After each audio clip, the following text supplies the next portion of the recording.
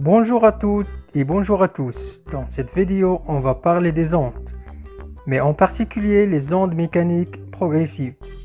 Donc je sais qu'il existe beaucoup de types d'ondes, ne vous inquiétez pas, je vais résumer et donner l'essentiel en 10 minutes. Est-ce que vous êtes prêts?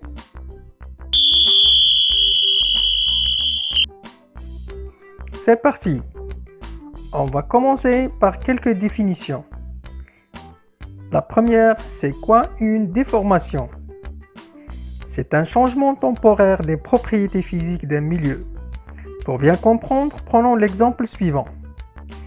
Si on lâche un objet dans l'eau, des petites vagues se forment autour du point de la chute. On dit que le milieu, qui est l'eau dans notre cas, a subi une déformation. C'est quoi un milieu élastique?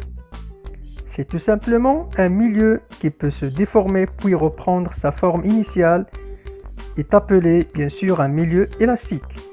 Par exemple, l'eau et la corde. C'est quoi une onde mécanique? Une onde mécanique, par définition, est le phénomène de propagation d'une perturbation dans un milieu matériel élastique, sans transport de matière, mais avec transport d'énergie. Pour bien comprendre, qui dit mécanique, c'est-à-dire contient de matière, soit liquide, solide ou bien gazeux. Qui dit élastique, c'est-à-dire capable de subir une déformation. Sans transport de matière et avec transport d'énergie. Alors pour bien comprendre, prenons l'exemple de la propagation d'une vague. Sans transport de matière, c'est-à-dire pas de changement de position. Cela qui justifie le repos de bateau après le passage de vague. Mais avec transport d'énergie, cela veut dire que l'onde fait propager l'énergie pendant sa propagation. Cela qui explique le déplacement du bateau vers le haut.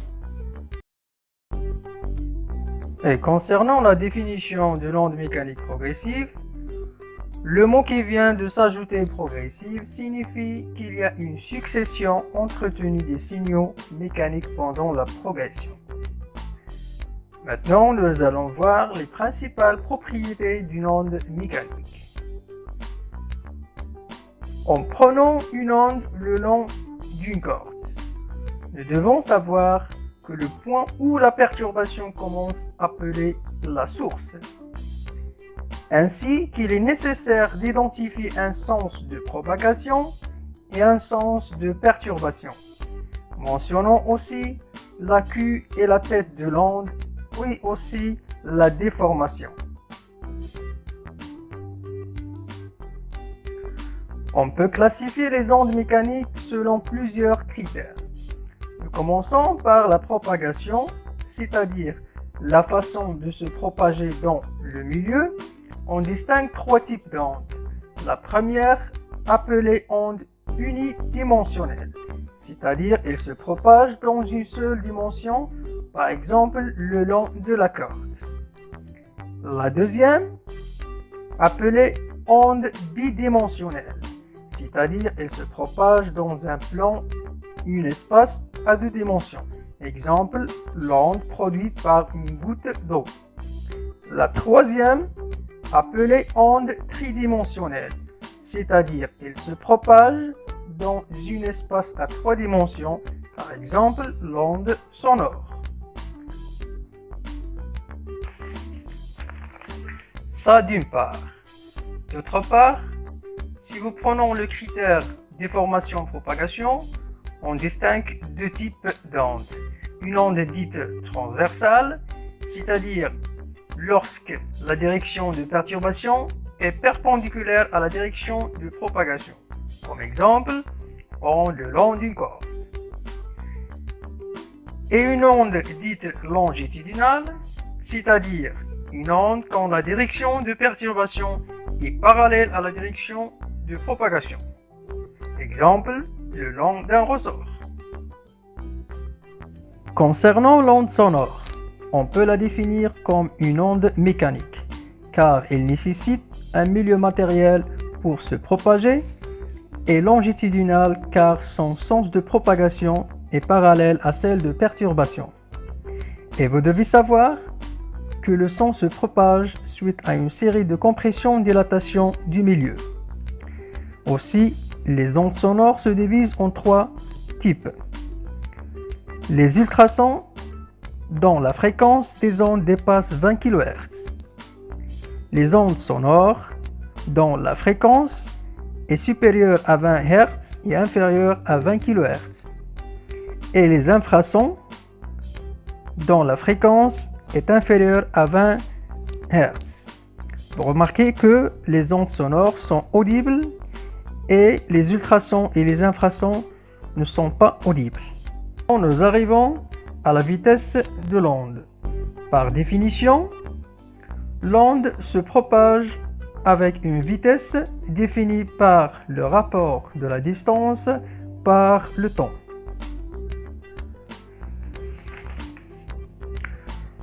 Supposons une onde propage le long d'une corde. L'onde parcourait la distance 16 cm pendant la durée ΔT 40 millisecondes. Voilà, cela veut dire que la célérité vaut 4 mètres par seconde. Il existe d'autres relations permettant de calculer la vitesse d'une onde. Cela dépend du milieu. Dans une corde à tension, la vitesse vaut le racine carrée du rapport de la tension par la masse lénique, avec mu est égal à la masse de la corde en kg sur la longueur de la corde en mètres. Dans les océans, la vitesse dépend aux profondeurs et de l'intensité de pesanteur, selon la relation V est égal le racine carrée du G fois H, avec G l'intensité de pesanteur et H la profondeur de l'océan. Et dans un fluide, la vitesse du son dépend de la température selon la relation suivante. V est égal à 20,05 racine carrée de la température. Avec T, c'est la température du fluide en Kelvin. En plus de ça, la célérité d'une onde ne dépend que du milieu et jamais de l'amplitude de l'onde ou de la durée de la perturbation. C'est-à-dire qu'il existe des facteurs influençant à la vitesse de propagation. Parmi ces facteurs, on distingue la densité, la rigidité, l'inertie et la température. Prenons l'exemple de l'onde sonore. Dans l'air, la vitesse de propagation du son vaut 340 mètres par seconde et elle augmente dans l'eau et dans l'acier. Nous observons que la vitesse de l'onde dans les milieux solides est plus grande que les milieux liquides et les milieux gazeux. Définissons maintenant la notion de retard temporel entre deux points.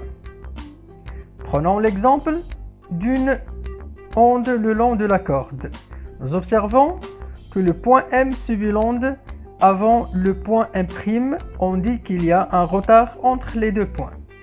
Bref, le retard temporel correspond à une durée qui sépare le passage de la perturbation entre ces deux points. C'est la première des choses à bien noter. Deuxièmement, si jamais on connaissait la distance qui sépare ces deux points, on peut utiliser l'oscilloscope comme suit. Alors, vous remarquez comment calculer tôt en utilisant la sensibilité horizontale qui est réglée en 2 millisecondes par division. Alors, le retard temporel, dans ce cas, il vaut 5 fois 2 est égal à 10 millisecondes. Nous finalisons cette vidéo par l'expression de l'élongation d'un point par rapport à un autre point. Par définition, prenons l'exemple suivant. À l'instant T, l'élongation du point S est de 2 mètres. Par contre, celle du point M est nulle, car l'onde n'a pas encore arrivé à ce point. À l'instant T plus un retard tau, l'élongation du S devient nulle. Par contre, le point M a subi une élongation de 2 mètres. Bref, si on commence par la source, l'élongation s'écrit comme suit. Et si en commençant par le point, l'élongation s'écrit comme suit.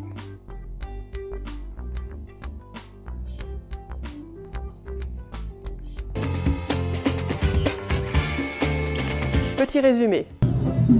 Et le j'aime, abonnez, partagez.